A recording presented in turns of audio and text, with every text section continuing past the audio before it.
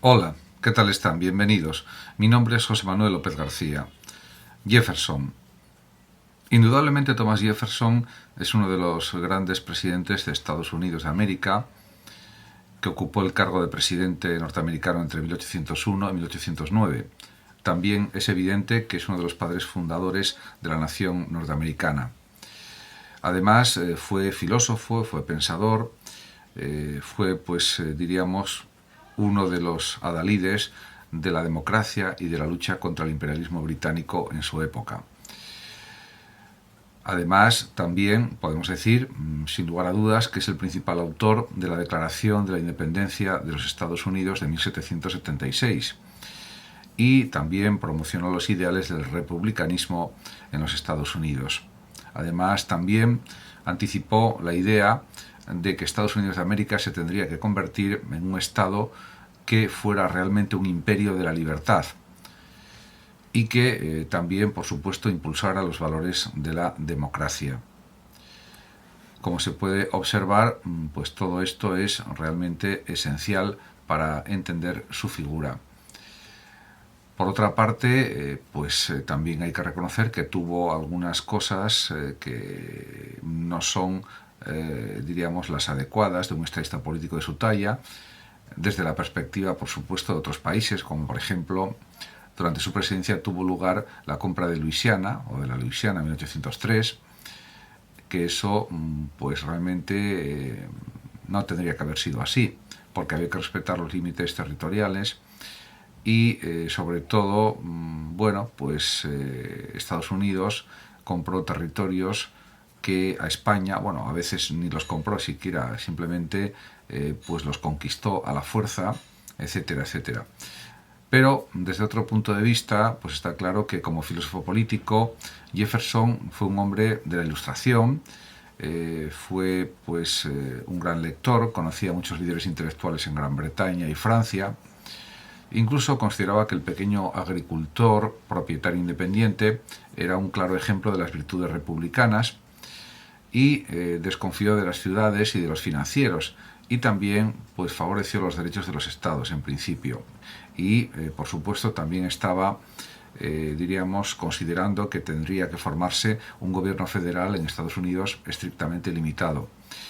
Además, Jefferson, de una manera inteligente, apoyó la separación de Iglesia y Estado y además fue el autor del Estatuto para la Libertad Religiosa de Virginia, que también fue un hito importante.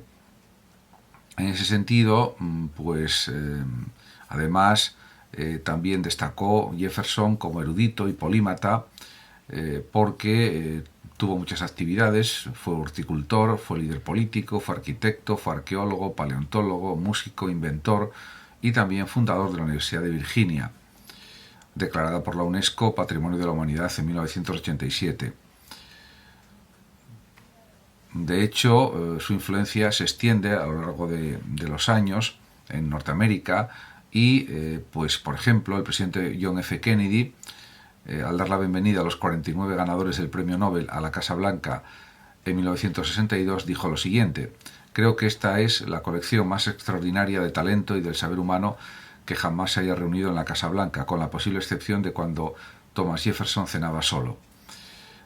Pues es una muestra de admiración indudable hacia la figura de Thomas Jefferson. Por otra parte, hay que decir que hasta la fecha Jefferson es el primer presidente de Estados Unidos que ha servido 2 mandatos y no ha vetado ni una sola resolución del Congreso. Murió el 4 de julio de 1826, coincidiendo con el 50 aniversario de la Declaración de Independencia. Y ha sido calificado como uno de los grandes presidentes, o de los más grandes presidentes de Estados Unidos, sin ninguna duda. Realmente, pues en cuanto a su filosofía o intereses y actividades, o apariencia y temperamento, se pueden decir muchas cosas. Por ejemplo, a veces se le calificaba como el sabio de Monticello. Era un hombre Jefferson delgado, alto, de aproximadamente 1,90 y complexión esbelta. Y por otra parte se mostraba humilde, cultivó una imagen que le valió el apodo de hombre del pueblo y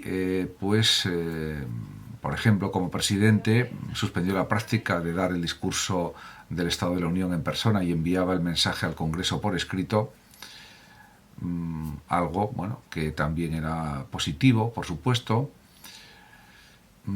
Y en cuanto a intereses y actividades, pues fue un arquitecto consumado y además pues también tuvo otros muchos intereses. Por ejemplo, fue también inventor, diseñador, etcétera. Inventó muchos pequeños dispositivos prácticos, tales como soportes para libros rotativos, o también una serie de mejoras en la prueba del polígrafo, un aparato que hizo una copia de una carta como la original. En Monticello incluyó puertas automáticas, la primera silla giratoria y otros dispositivos que fueron realmente inventados por Jefferson. Además, también se interesó por los dispositivos de dibujo mecánico. En ese sentido, los intereses de Jefferson fueron muy variados. La arqueología le interesó desde la infancia también. Y también estaba interesado en otras muchas actividades. Por ejemplo, estaba interesado en las aves. Sus notas sobre Virginia contienen pues una lista de las aves que se encuentran en su estado natal, aunque hay muchas otras que aún han sido descritas y clasificadas, como él mismo indica o señala. Por supuesto, también fue un conocido coleccionista de vinos y un gourmet señalado.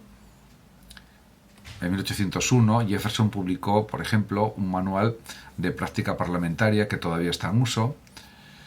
Y, por supuesto, en cuanto a la filosofía y el pensamiento, pues hay que señalar que, aunque era un partidario decidido del republicanismo en Estados Unidos, también no tuvo problema en señalar que el sistema aristocrático británico de gobierno era realmente corrupto y que la devoción de los estadounidenses a la virtud cívica necesitaba claramente de la independencia.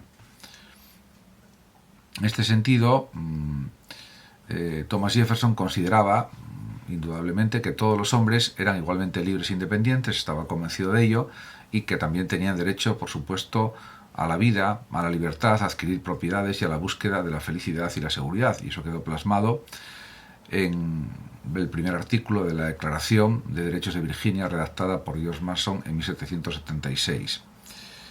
Y, por supuesto, la base de la democracia de Thomas Jefferson es la siguiente: tiene que haber una democracia participativa, por supuesto, una separación de poderes, una separación de la Iglesia y el Estado, libertad de conciencia. El gobierno tiene la obligación de proteger la libertad de los individuos y, por supuesto, tiene que existir libertad de expresión y de prensa. A veces a Thomas Jefferson se le consideraba pues una especie de anarquista filosófico o filósofo anarquista, entre comillas. Incluso hay pensadores anarquistas del siglo XIX quienes lo han considerado, y también de otras épocas, quienes lo han considerado como una persona próxima a esta idea política, como Benjamin Tucker, Enrique Flores Magón, Murray Rothbard, etc. Otros, en cambio, pues consideran que fue fundamental para consolidar pues la creación del Estado más poderoso del planeta, por lo menos posteriormente a su creación. En cuanto pues, a la economía y las finanzas, se opuso al Banco Central de los Estados Unidos porque era un crítico de la emisión de moneda sin respaldo. Y lo dice explícitamente, el propio Jefferson dice: creo sinceramente con ustedes que los establecimientos bancarios son más peligrosos que los ejércitos permanentes y que el principio de gastar dinero para ser pagado por la posteridad bajo el nombre de la financiación es sin embargo una estafa futura a gran escala. Jefferson durante su vida escribió muchas cartas a sus colegas en las que define a menudo sus puntos de vista sobre la situación bancaria del momento, y pues una de ellas, quizás la más explícita, la más clara, de su carta a John Taylor el 28 de mayo de 1816. En esa carta escribe lo siguiente Jefferson: el sistema de la banca nosotros lo hemos reprobado por igual. Yo lo contemplo como un borrón en todas nuestras constituciones, que si no se protegen terminará en su destrucción, ya que ya están siendo golpeadas por los jugadores corruptos y está arrasando en su progreso la fortuna y la moral de nuestros ciudadanos. Thomas Jefferson además formaba parte de la corriente del liberalismo, que estaba basada por supuesto en las obras de John Locke del justnaturalismo también de Pufendorf y de Grocio y también de Locke, y en ese sentido pues él también creía profundamente en los derechos individuales, ya que consideraba que cada individuo tiene ciertos derechos inalienables. Es decir, esos derechos existen con o sin gobierno. El hombre no los puede crear, tomar o desechar. Ese derecho de la libertad es tan importante que Jefferson lo defiende realmente de una manera pues muy considerable. Él lo define diciendo: la justa libertad significa no tener obstáculos en la acción de acuerdo con nuestra voluntad, dentro de los límites dibujados alrededor de nosotros por la igualdad de los derechos de los demás. Y ciertamente no agregó en este fragmento dentro de los límites de la ley, porque la ley es a menudo hecha a voluntad de los tiranos y siempre de modo que se violan los derechos del individuo. Por tanto, está claro que para Jefferson, aunque el gobierno no puede crear un derecho a la libertad, de hecho sí que puede violarla. Por lo tanto, todo esto pues hay que limitarlo y hay que defender los derechos de las personas. Por otra parte, Jefferson estaba también convencido de que los individuos tenían un sentido innato o por nacimiento de la moral, que les prescribe el sentido del bien y del mal al tratar con otras personas.